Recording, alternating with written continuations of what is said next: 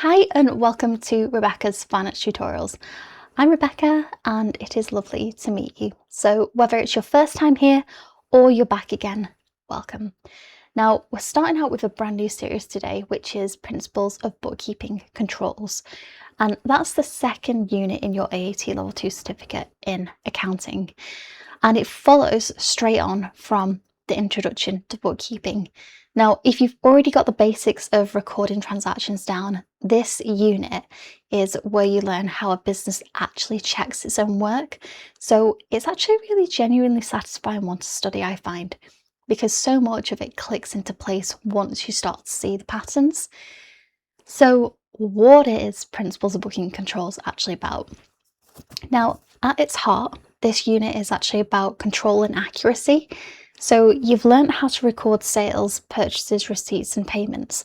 And now you're learning how a business proves to itself that everything's been recorded correctly. So it catches errors essentially before they become a real problem and corrects them properly when they do slip through, because they do. And it's less about learning brand new transactions, but more about building the checks that sit on top of everything that you already know. So let me tell you why this unit matters to me so much. And that's because across my own training, so whether it was the ACA or AAT or ICB, control procedures even like these are genuinely where a lot of errors in small businesses get caught. And that's long before they turn into a much bigger problem at year end. So every single bookkeeper and accountant that I've ever worked alongside relies on exactly the techniques in this unit. So whether it's reconciliations, control accounts, journals, they're not exam abstractions, they're daily tools that we use. So over this series, so there's 5 videos in total, I'm taking you through 5 videos. So it's going to be the same format as always. So this one is the introduction to get you orientated. Video 2 is a full teaching session going through the actual content in proper depth with worked examples.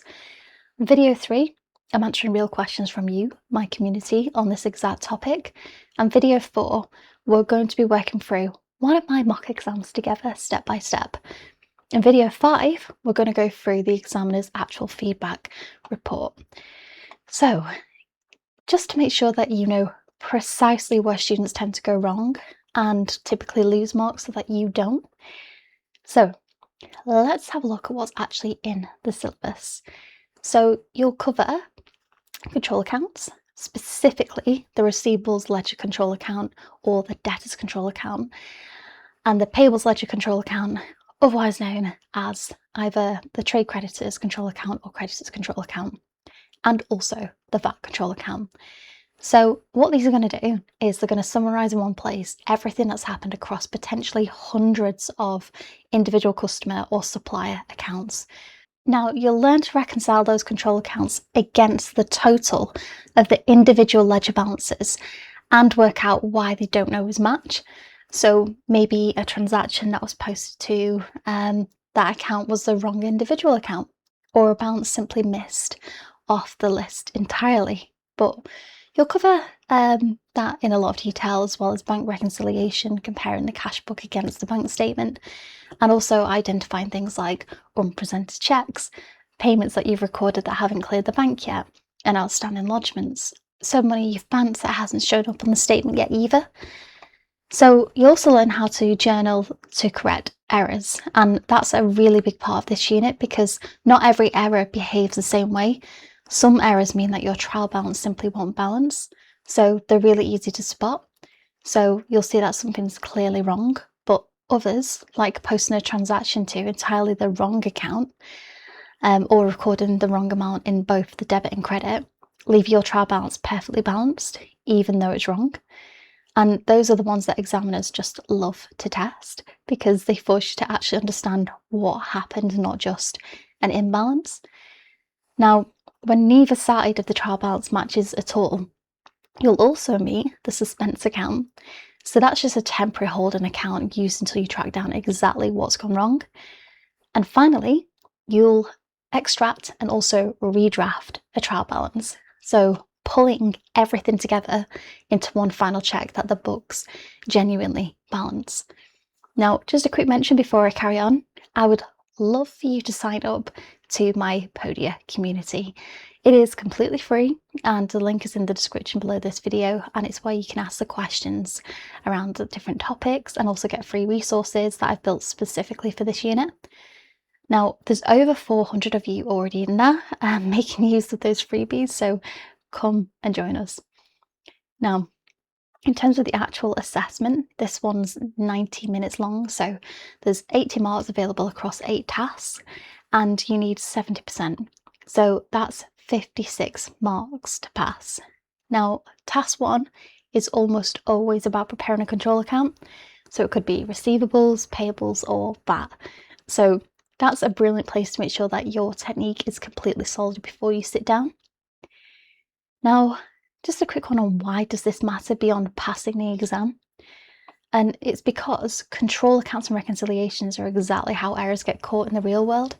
So if a business only ever recorded transactions and never checked them, then small mistakes would compound silently for months. So if we've got a transposed figure over here, a missed invoice there, and eventually the numbers just don't make sense anymore, and nobody can say why without a lot of digging. So this unit teaches you to build in checkpoints so problems get caught early while they're still small and easy to fix. Now, when I first studied this content myself, the thing that helped most wasn't memorising which side of a control account something goes on. It was actually understanding what each control account is actually trying to do.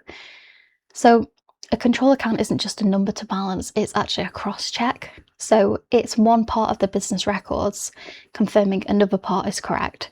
And once you start thinking of it that way, the debits and credits stop feeling arbitrary. And this actually happens to be one of the most transferable units that you'll study, because every single accounting package that you'll ever use in practice, so whether that's Xero, QuickBooks, Sage, Free Agent, or any other, they're quietly running these same reconciliations in the background every single day. So understanding what the software is actually doing rather than just trusting the green tick on the screen as we're going through is exactly what separates somebody who can operate a system from someone who genuinely understands the numbers behind it. And that's a skill that will serve you for your entire career, not just this exam. And just one little thing before we move on. I would say keep a notepad next to you as we go through this series and just jot down anything that doesn't quite click first time, particularly around the different types of errors, because there are several named types and people often muddle them up together and they do come up in the exam. So that's exactly what video 3, the community questions video, is there to help iron out. So you can go into Podia, you can put your questions in there and I will read through them on the 3rd video essentially. And if I don't get to them this time, then they'll definitely come up again. You can put those in the comment section below and I will, as I say, get to those. If it's not in this video, it'll be in another video. So in the next one in this series, we're going deep. So we'll cover control accounts properly, reconciliations, using journals to correct different types of errors, and extracting and redrafting a trial balance. So all with word examples along the way. Exactly how I'd want you to approach these in your own assessment. So make sure that you're subscribed so that you don't miss any. So thank you for joining me and I will catch you on the next one.